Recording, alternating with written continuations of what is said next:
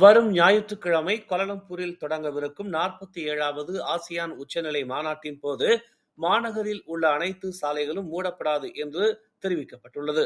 மாறாக போக்குவரத்து நெரிசலை தணிப்பதற்காக ஜலான் அம்பாங்கிற்கு அருகில் இருக்கும் கோலாலம்பூர் மாநாட்டு மையத்தை சுற்றியுள்ள தேர்ந்தெடுக்கப்பட்டுள்ள சாலைகள் மட்டுமே மூடப்படும் என்று அரசாங்க பேச்சாளர் டத்தோ ஃபாமி ஃபாஜில் அறிவித்துள்ளார்.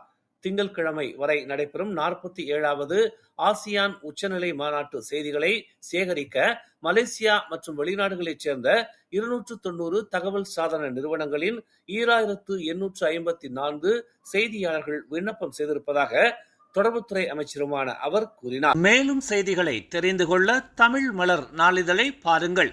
உடனுக்குடன் செய்திகளை தெரிந்து கொள்ள தமிழ் மலர் இணையதளம், தமிழ் மலர் செயலி மற்றும் மலர் டிவி யூடியூப் சேனலை வலம் வாருங்கள்.